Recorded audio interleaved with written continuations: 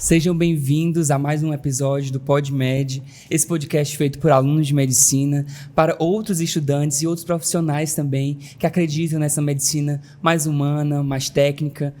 Eu sou o Samuel, diretor de eventos do Centro Acadêmico, sou parte do 5º termo, a turma 9 aqui da FAI. Olá pessoal, tudo bem? Sou o Alexandre, sou aluno do 5º termo, sou diretor financeiro do Centro Acadêmico. E esse projeto é uma iniciativa do Centro Acadêmico, Dr. César Marinho, do Centro Universitário de Adamantina, que tem o propósito de abrir conversas reais sobre os desafios da formação médica. No episódio de hoje, nós vamos tratar de um momento desafiador e delicado para toda a prática médica, né? O cuidado com o paciente grave e a humanização diante do processo de morte encefálica e doação de órgãos. E hoje a nossa convidada é a doutora Natália Gasparotto, ela que é médica formada pela Universidade de Vassouras no ano de 2010, com pós-graduação em endocrinologia, terapia intensiva e gestão hospitalar. Ela, além disso, atua nas áreas de clínica médica e terapia intensiva. É docente nas disciplinas de semiologia e clínica médica e além de ser preceptora do internato médico em Dracena. Além disso, exerceu funções de direção na Santa Casa de Oswaldo Cruz, onde coordenou a estruturação da UTI Covid e atualmente integra as equipes da Santa Casa de Dracena e da UTI de Rancharia. Possui capacitação em terapia intensiva, doação de órgãos e manejo do potencial doador.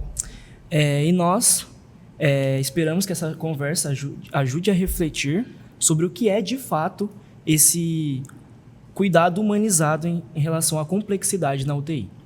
Natália, é um prazer ter você conosco e nós gostaríamos que você compartilhasse um pouco sobre sua trajetória, como foi esse processo de se envolver com os cuidados intensivos e toda essa questão da doação de órgãos. Na verdade, o paciente grave é a minha paixão.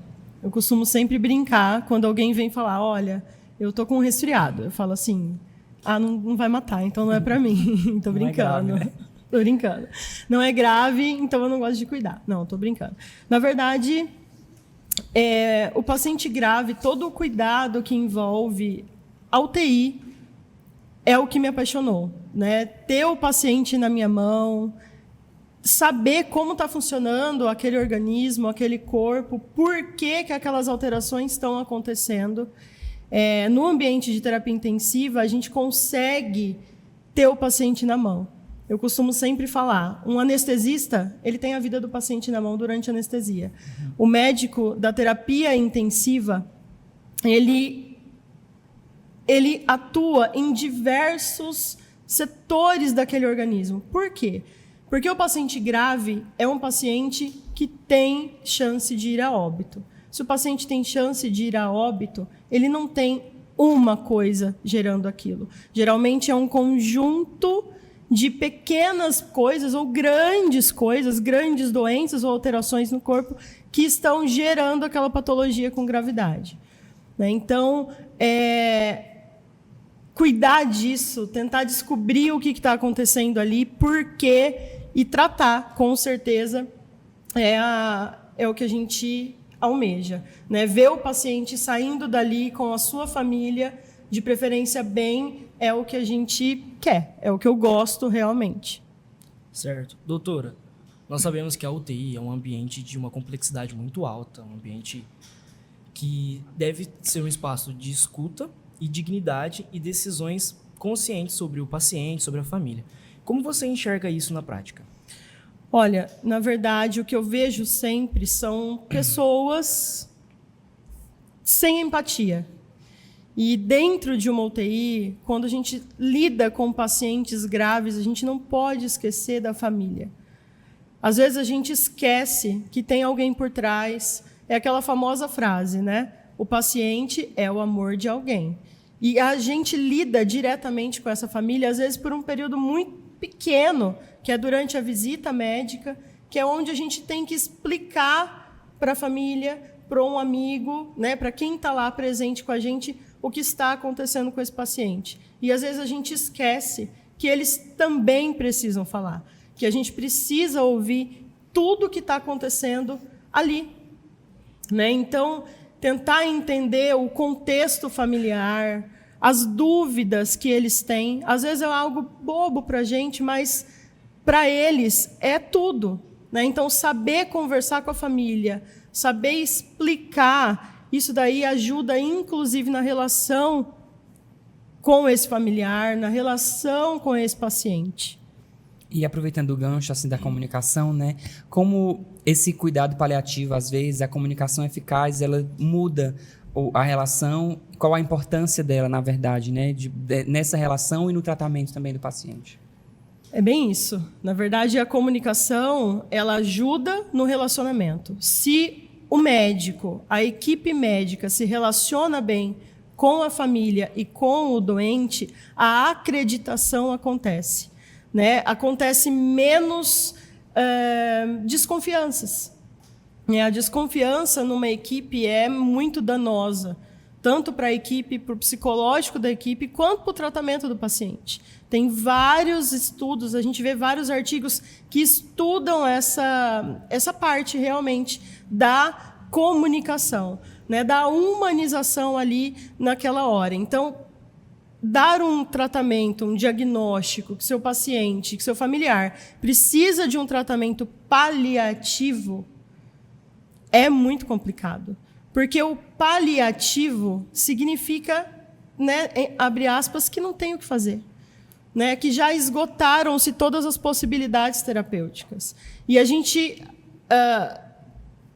começou a se disseminar mais esse termo, cuidados paliativos, com a oncologia. Porém, hoje, esse termo já se ampliou. E a gente cuida de vários pacientes através da paliativação.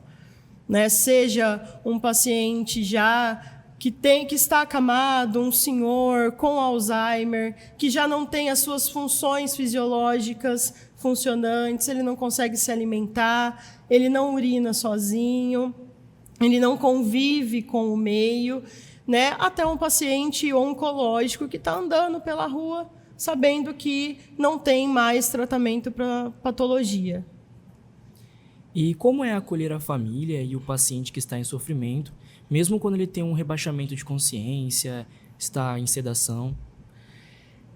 Aí, eu costumo falar, é mais angustiante ainda para a família. Nesse caso, o toque, né? Você ouvir, independente do tanto que isso vai demorar, né? Então, tocar nessa família realmente com as suas mãos, né? Tentar deixá-lo mais calmo. Porque uma coisa você está internado na UTI, o paciente está internado, ele está conversando. A família vai chegar, vai fazer a visita e vai perguntar: como você está sendo tratado? Você está comendo? Você está tomando água? Estão cuidando bem de você? Você passou mal? Você não passou? Como que foi sua noite? Uma coisa é o paciente que não consegue falar, ou porque ele está comatoso, ou porque ele tem algum distúrbio cognitivo, ou até mesmo porque ele está entubado. Então, é aquilo que a gente já falou, né? A acreditação da equipe, o ouvir, o explicar, o ter calma é essencial aí. Aí, trazendo suas experiências e o que você convive hoje em dia nas salas de aulas, nos grupos de internato, como está a formação médica para esses alunos diante desse mesmo contexto? Olha, eu vou falar por mim, tá? Quando o aluno passa comigo, eu tento, de todas as formas, pegar um paciente sempre mais complicadinho, sempre que vai dar um pouquinho mais de trabalho, porque eu quero que os alunos sintam. Às vezes eles falam: doutor, mas ele não conversa, nossa, é muito complicado, não tem a família ali para explicar. Eu gosto dos desafios, porque isso é o que a gente enfrenta diariamente na prática médica. Né? Então, assim, colocar o aluno em conflito com ele mesmo, eu acho que é uma forma muito boa de aprendizado, de forçar o aluno a encarar os desafios que ele vai encarar no dia a dia. Como formação geral, falo por mim também, pela minha faculdade. Eu não saí preparada para lidar com isso, com esses desafios do paciente grave. Isso aí eu fui adquirindo, né, com o tempo, muito estudo e tudo mais. Eu acho que ainda há algumas falhas nas faculdades em geral, né, da medicina, também tem muita coisa que tem que ser abordada e, às vezes, acaba que pequenas coisinhas de cada assunto é abordado, não de uma forma mais ampla. E eu acho que realmente isso daí o aluno vai adquirir depois da graduação, realmente. Certo. Doutora, agora em relação ao diagnóstico da morte cefálica e a doação de órgãos, a legislação brasileira ela tem caráteres rigorosos e bem determinantes para que esse processo seja realizado. Como você garante que esse processo seja feito com clareza e humanização? Olha, quando a gente fala de morte encefálica, a gente está cutucando uma ferida no geral. A nossa região aqui de Adamantina é uma região que não está preparada ainda para o contexto morte encefálica. Há ainda muitas dúvidas, há ainda muitos estigmas que precisam ser desbloqueados nas pessoas. Quando o médico conversa, quando o médico tem o tato de explicar, como eu já tinha dito, tudo fica mais fácil. O diagnóstico da morte encefálica é morte. Na verdade, quando a gente tem a morte encefálica, a gente se refere à família como, paciente morreu. Infelizmente, o paciente faleceu. Pelas regras, o termo morte é o que tem que ser usado. Não é nem morte encefálica. Aqui no Brasil, a gente tem as leis são bem rigorosas em relação à determinação da morte encefálica. Aliás, todo cidadão tem direito de ter o diagnóstico, principalmente de morte encefálica, principalmente ou inclusive de morte encefálica. É direito. Não quer dizer que vá doar órgãos ou não. Independente da idade, o diagnóstico de morte encefálica tem que ser realizado. Por mais que o corpo continue funcionando, a morte, o local que aconteceu essa morte, que está prejudicado, ele impede que esse corpo continue funcionando. Então, ele vai evoluir para parada. Primeira função que para na morte cefálica é a respiração. O resto vai parando devagar. Então, precisa ter uma comissão, precisa ter pessoas treinadas para que esse processo seja o menos possível traumático e a família consiga entender o que aconteceu e o porquê aconteceu. E aí, nessa situação, como você aborda isso com as famílias, assim, levando para o seu cotidiano, né, do dia a dia, de agora? É exatamente isso, né? Então, primeiro é explicar o termo, explicar o que é e como a gente chegou. Não se fala para uma família, por exemplo, olha, a gente tem suspeita que ele esteja em morte cefálica. A gente tenta abordar de uma forma que não vá traumatizar, gerar traumas nessa família. E a gente pode abrir o protocolo sem mesmo falar. Abrimos o protocolo, ou a gente fala, olha, a gente vai fazer alguns testes que vai nos ajudar a chegar em conclusões mais específicas. Às vezes você vai ser questionado sobre a morte. Se você for questionado, você pode explicar, né, quais são esses passos, como vai acontecer. Então, explicar de maneira clara, em ambiente adequado, né? Longe de outras pessoas, longe de barulhos, um ambiente que você consiga sentar com a família, né? Explicar o passo a passo do que vai ser realizado. Eu acho que essa é a melhor abordagem. Certo. São momentos extremamente delicados, né, doutora? E quais habilidades são necessárias, são essenciais neste momento entre a relação da comunicação da morte cefálica com a família? Acho que a primeira coisa é a empatia. Certo. É a gente ter a empatia, se colocar no lugar do outro. Por mais que a gente tenha conhecimentos, né, sobre o que está acontecendo, as pessoas não têm. Eles não são obrigados a ter. E, às vezes, eles começam a pesquisar e voltam com mais dúvidas ainda. Né? Eles começam a ir para o Google e aí eles vêm com formulações, com ideias já pré-definidas. Sentar com a família, né? E realmente se colocar no lugar deles, né? Eles não entendem o que está acontecendo. Então, eles vão te fazer perguntas 5, 6, 10, 15 vezes a mesma pergunta. Para isso, a gente tem que ter um tato. Para isso, a gente tem que ter um tempo. Tem uma equipe que é formada para isso. Não é qualquer médico que vai fazer essa comunicação, essa primeira conversa, essa primeira abordagem, né? Todos os hospitais deveriam ter o CIDOT, que é uma comunicação, uma comissão.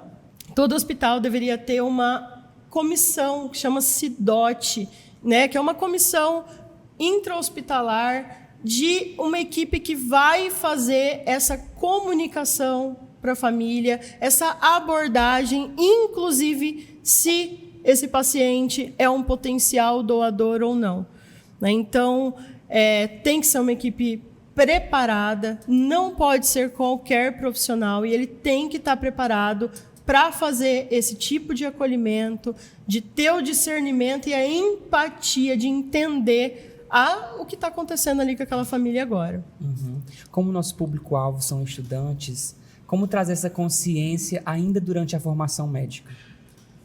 Olha, eu não vejo nos nossos cronogramas de aulas, né, sobre esse tipo de paciente. Uhum. Né? Às vezes, a psicologia pode agir junto, né? Então, a disciplina de psicologia poderia abordar esses temas.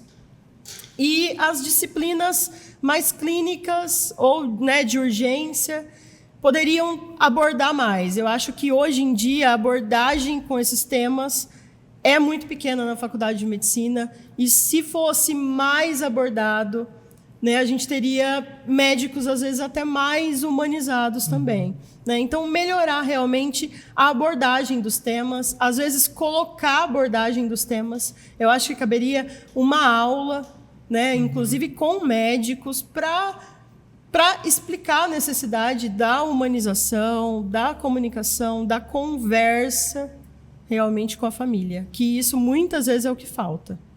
Certo. Em relação a essa humanização e a formação médica, muitas das vezes os estudantes ficam inseguros por ser um tema complexo, um tema difícil, um tema de um caráter complicado de se lidar. Como você acha que os médicos podem ser formados, a formação acadêmica, como que pode ser mais empático sem perder esse rigor técnico com esse determinado assunto? Olha, na verdade, eu costumo sempre falar para os meus alunos quando passam na prática comigo. Nessa hora você fica quietinho. Observa. Né? Porque às vezes você pode colocar tudo a perder. Então, a observação da equipe, de como a equipe lida com cada problema, tem que ser feita na prática. Né? Então, além do que eu sugeri de colocar disciplinas para dar aula realmente, a prática, né? Aprender a cuidar desse paciente, a entender e a olhar. Realmente não é só colocar a mão. O estudante, ele tem que aprender a observar. Às vezes ele aprende muito observando como que o preceptor, o médico que está ali, está fazendo, qual é a conduta dele, como ele agiu. Né? Graças a Deus, eu observo isso nos estudantes. Eles têm um poder de julgamento muito bom. Então, às vezes, eles viram e falam assim, olha, eu vi uma conduta muito boa, o doutor agiu assim e foi certo. Foi aquilo que a gente aprendeu. E, às vezes, a gente ouve, olha, nós não vimos uma conduta que a gente aprendeu. Eu julgo que não era aquilo. Ok, você está aprendendo. Você está aprendendo mesmo quando você vê alguma coisa que você não concorda. Isso daí significa que você realmente entendeu como deve ser realizado. Né? Então, a observação e a prática é o que vai determinar tudo. Né? Falar sobre essa finitude da vida é muito necessário, mas também ainda é um tema que deixa muito a desejar, assim, o tanto da discussão dele ainda hoje em dia, né? E como a gente... qual a importância desse preparo emocional para trazer esse tema para dentro tanto das faculdades como também do cotidiano da prática médica? Assim, qual a importância desse emocional para falar sobre morte, para falar sobre luto nesse período todo? É incrível que isso daí realmente é um tema que gera muita discussão. O brasileiro não está preparado para a morte. Ele não é preparado para a morte. E a morte é a única certeza que a gente tem da vida. E você vê todo mundo falando isso. A morte é a única certeza que a gente tem. Todo mundo vai morrer. Mas e aí? E na hora de lidar com ela? Eu acho que lidar com a morte é algo ainda um pouco tabu aqui no Brasil. Eu não sei como isso pode melhorar. Não é aqui, em Adamantina, não é em Lucélia, não é em Pacaembu, não é em Dracena. É no Brasil. Eu acho que a gente tem uma cultura que não nos deixa entender realmente da morte. Eu acho que realmente precisa de um preparo para a população em geral. Né? Aquela acreditação. Às vezes a gente ouve a família falando, eu não estava preparado. Ou, olha, eu já estava preparado para essa morte. Uhum. E a gente observa que nem todos, cada um tem um jeito de agir. Né? Tem uma personalidade, não dá para generalizar. Mas a família, no geral, quando está preparada, né, para aquele acontecimento, lida de uma forma mais fácil, de uma forma menos traumática. A equipe médica consegue ter uma conversação, né? Não só uma conversação, mas uma comunicação, e consegue criar um vínculo maior com essa família. Né? Então, assim, sobre a morte, eu acho que ainda a gente tem muito a aprender. Todo mundo. Né? Eu falo, mas assim, médico, todo mundo. Não é só a população em geral. Uhum. Mas eu acho que é cultural também. Sim, é uma cultura ocidental, né? É. E você acredita que essa humanização ela é uma técnica, uma postura ou uma escolha diária? Acho que os três. Os três. Eu já vi muitas pessoas tentarem tratar a pessoa com humanidade, humanizar o serviço e não conseguirem.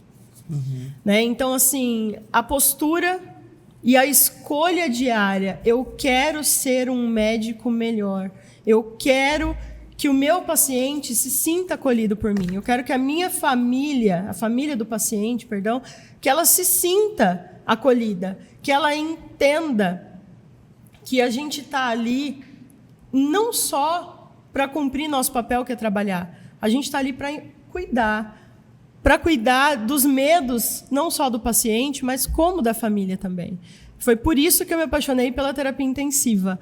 O ato de cuidar, de tentar amenizar o sofrimento, amenizar a dor. Então, eu acho que é uma escolha diária, que tem que ter uma técnica e tem que ter uma postura também para você lidar com a humanização. Uhum.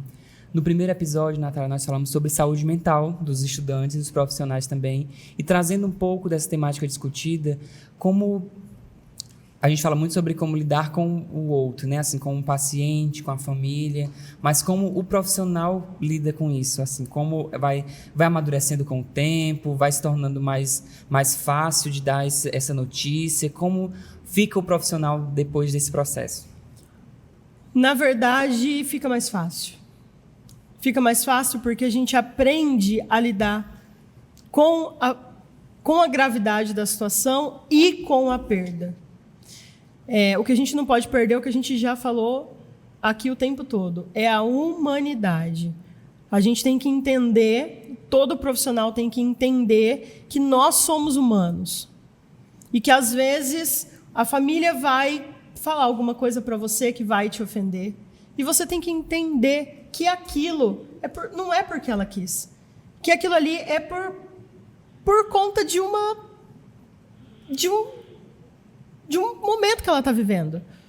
E que ela acabou extravasando daquela forma. Eu acho que o profissional...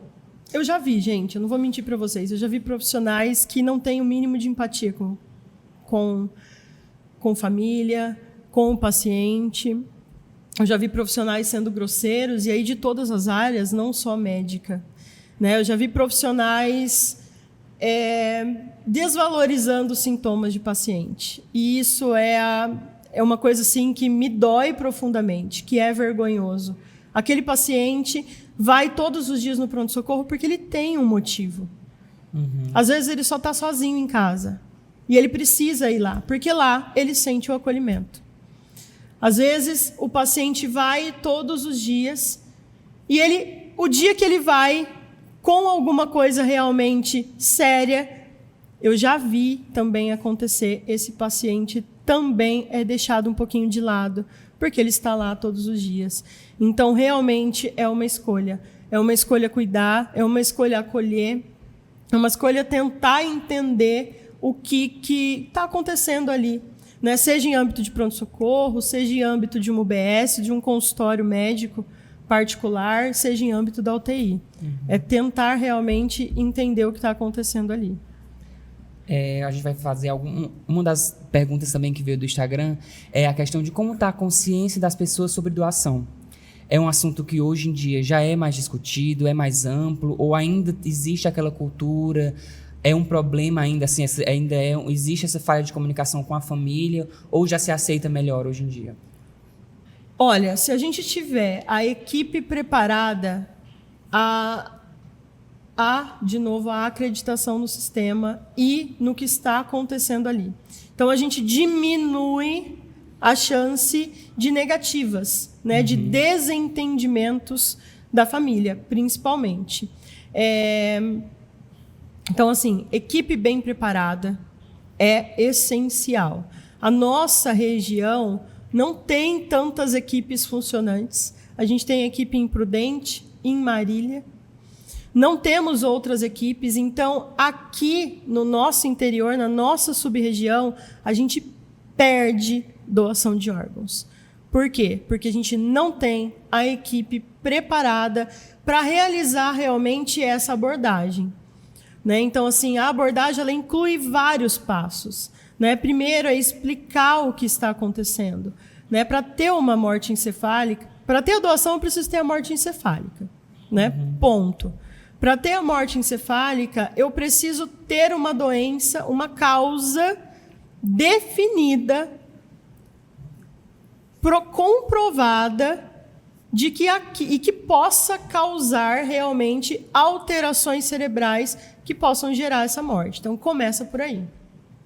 Quando a equipe suspeita, a gente abre um protocolo. E o protocolo é muito seguro. Seguro a ponto de eu falar para vocês que eu doaria os órgãos da minha família e eu sou doadora de órgão. Porque eu acredito realmente no processo. O processo aqui no Brasil é um processo muito, mas muito sério, muito seguro. Né? A morte encefálica, a determinação da morte encefálica, ela é realizada em etapas, com exame clínico, com exames complementares de imagem que vão comprovar. Né? Então, não acontecem só uma vez, esses exames têm que ser repetidos, né? Sempre por mais de um médico, sempre 2 médicos, um médico capacitado, os 2 capacitados. Né? Então, é um processo longo. E quando a gente passa por esse processo, a gente tem que saber passar isso para a família, passar para quem realmente vai decidir. Porque hoje aquele papelzinho, sou doador de órgãos, só deixa a família mais tranquila para tomar a decisão. Mas é a família que decide. É a família que vai falar, sim, ele vai doar, ele não vai doar. Então, hoje, eu vejo ainda que há uma resistência em relação a esse assunto. Mas dá para mudar. Eu espero que a gente mude esse cenário aqui na nossa sub-região. Sim. Logisticamente falando, Natália, quais passos eles se tomam? Assim, quando essa equipe está preparada, quando essa equipe está formada naquela região, vai para uma regulação, vai para o nacional, vai para a sub-região? Quais são os critérios que vão se aplicando diante disso? Primeiramente, a equipe tem que comunicar a central de transplantes. Né? Então, é comunicada a central de transplantes.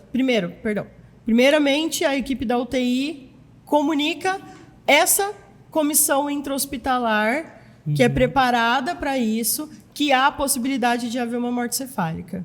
Depois disso, essa equipe começa a trabalhar, a agir com todos aqueles passos que a gente já falou, e essa equipe comunica de uma possibilidade, um possível doador. Até que a gente passe por algumas etapas e a gente defina aquele paciente como um potencial doador. O potencial doador é aquele paciente que vai ser preparado realmente com os cuidados para ser o doador de órgãos. Tem que comunicar à Central de Transplantes Estadual, que vai começar a fazer toda uma varredura no estado para que que encontre o receptor. Ok? E aí, vamos avaliar a viabilidade dos órgãos, quais órgãos têm possibilidade de ser doados. E aí, cada equipe, geralmente são equipes diferentes que fazem a captação de cada órgão. A gente tem equipe para fígado, equipe para coração, equipe para pulmão, e geralmente elas estão em locais diferentes, então precisa ser tudo organizado para que todas cheguem para fazer a captação ao mesmo tempo. Tá? E aí esses órgãos são distribuídos. Eles também vão para uma central nacional, caso aqui no estado a gente não encontre os receptores. Doutora Natália, muito obrigado por compartilhar sobre esse conhecimento, com tanta sensibilidade, com tanto conhecimento Foi um prazer. Baseado em tudo na sua experiência, né? Que eu acho que, como você mesmo falou, a prática diferencia os estudantes e também os profissionais. E agora, doutora, antes de encerrar, acho que o que a gente mais queria é que você deixasse uma mensagem para nós estudantes que em breve estaremos diante desses pacientes graves, dessas situações difíceis, dessas decisões finais. Que mensagem você deixaria para a gente? 3 palavras: resiliência, empatia e estudo. Não se faz um bom médico com um apenas desse. A gente precisa estudar, porque a gente precisa ter o conhecimento teórico, a gente precisa praticar para ter o conhecimento técnico. Nós não podemos agir com imprudência. Nós não podemos errar com o paciente. É uma vida, independente de onde vocês estejam trabalhando. Eu brinquei no começo sobre o paciente grave e o paciente não grave. Porém, todos os pacientes com qualquer tipo de doença têm potencial de risco de vida. A gente não sabe quais são as evoluções. Então, estudar, entender o que está acontecendo, se adaptar à realidade. Eu sou adepta à boa e velha medicina. Eu acho que a medicina que o médico toca, que o médico conversa, é a melhor medicina que existe. Claro, a gente precisa das tecnologias, a gente precisa dos exames complementares, mas entender, conversar, tocar. Eu sempre falo para os alunos, coloca a mão no paciente, põe a mão, examina. Às vezes, só de examinar, você sabe o que o paciente tem. Você vai pedir um exame apenas para comprovar a sua dúvida. A chance de você errar é muito pequena. Então, isso. Conversem, colham bem a história, toquem no paciente, examinem, se coloquem no lugar não só dele, como da família, e se adaptem ao que está acontecendo ali, ao que a gente está vivendo agora. Eu acho que todo mundo, eu acredito muito, né, em vocês, como estudantes. A gente vê futuro e assim, é um prazer ser professora, principalmente de vocês, porque a gente sabe que tem muito aluno aqui que é muito engajado, que quer muito, e é isso, essa é a base. Você querer, você vai conseguir. Muito obrigado. E muito obrigado também a você que nos acompanhou até aqui. Esse foi mais um episódio do PodMed, uma produção do Centro Acadêmico Dr. César Marinho, aqui do Centro Universitário de Adamantina. Para os nossos estudantes, mas também para você que acompanha e que acredita também nessa medicina que salva, mas que também respeita.